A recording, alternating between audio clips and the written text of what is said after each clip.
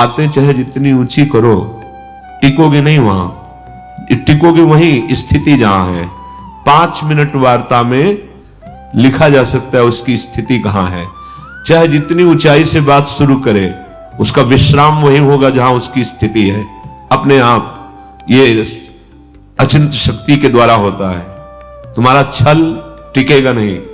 जहां आप वार्ता करोगे, बस 5 मिनट आपको बोलने दिया जाए, 5 मिनट में ही आपकी स्थिति पता चल जाएगी कि बोल कुछ और रहे हो, स्थिति आपकी कुछ और है। क्यों धोखा कर रहे हो? अपने साथ क्यों धोखा कर रहे हो? जिस महान स्थिति के लिए तुम्हारा जन्म हुआ है, जिस महान स्थिति को प्रदान करने के लिए संयोगी बना है, वो तुम्हारे लिए है। उसमें नाटक करने की जरूरत नहीं है। सच्चाई से चलो तो वो स्थिति तुम्हारे हृदय में प्रकाशित हो जाएगी। जो तुम्हें मार्ग मिला है, इससे अधिक सुख कहीं नहीं है।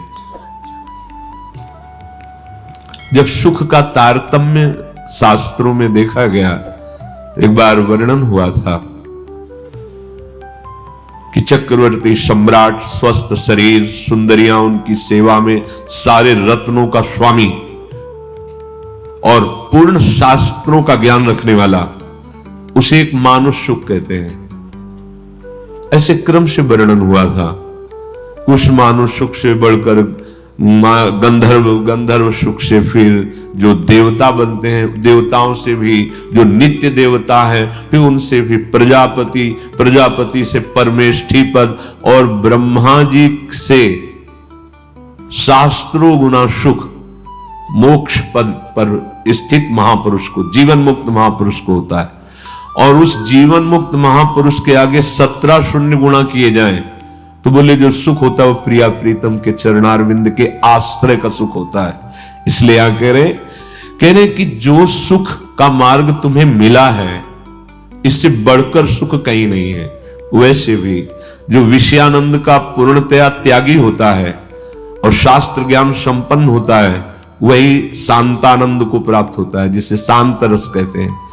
फिर इस शांत रस से भी बढ़ करके अद्भुत सुख प्रदान करने वाला दास्य सुख है। दास्य सुख से भी बढ़कर के सख्य है, सख्य से भी बढ़कर वात्सल्य है, वात्सल्य से भी चरम सीमा का सुख कांता भाव है, और उससे भी बढ़कर सहचरी सुख है। तो जो तुम्हें यहां सुख का मार्ग मिला, इससे बढ़कर और कोई मार्ग नहीं है, और कोई सुख नहीं है। विश्वास करो।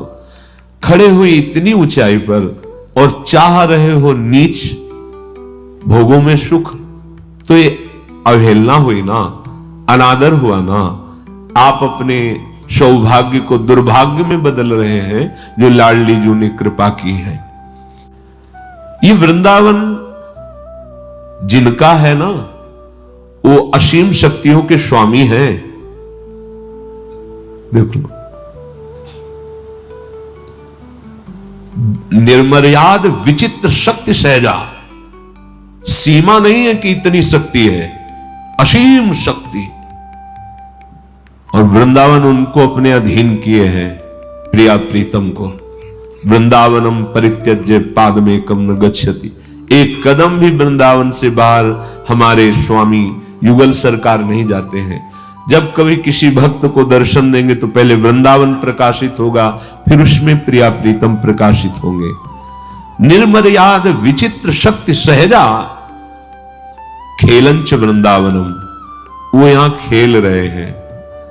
जैसे किसी को लगता है कि ये तो कर कमल में मुरली धारण किए अत्यंत सुकुमार लाडले, और लाडली जो नील कमल धारण की अत्यंत सुकुमारी, अति सुकुमारी लाडली पी किशोर सुकुमार। तो जितने दिव्यास्त्र हैं, ये सब इनके चरण चिन्हों में विराजमान हैं। जहां भगवान सुदर्शन चक्र कर कमल में धारण करते हैं, वो सुदर्शन चक्र लाडली जी के चरण चिन्हों में है। ऐसा कोई न समझे कि बहुत सुकुमारी प्यारी जो है तो हमारी रक्षा कैसे करेंगी। जितना वैभव ऐश्वर्य अनंत शक्तियां सब श्री जी के गोरे चरणारविंद में है। निर्मर्याद विचित्र शक्ति सहजा। यहां अद्भुत सामर्थ्य विराजमान है। खेलंच वृंदावनम, ऐसे असीम सामर्थ्य वाले प्रभु युगल सरकार श्यामा श्याम यहां खेल रहे हैं। तद राधा करुणा कटाक्ष, स्वामिनी जी की करुणा कटाक्ष आप पर हुई है, तभी आप यहां बैठे हैं। राधा कृपा कटाक्ष हो गया, फिर भी आप विचलित हैं। अरे भगवान शिव चाहते हैं राधा कृपा कटाक्ष, बड़े बड़े महापुरुष चाहते हैं राधा कृपा कटाक्ष, और आपको प्राप्त हो गया। क्योंकि जिनको वृंदा विपिन है, कृपा तिन्हि की होए, वृंदावन में तबै तो रहन पाई है सोए। यहां आना, यहां रहना, ये सत्संग सुनना, राधा राधा जपना, ये राधा कृपा कटाक्ष का स्वरूप है।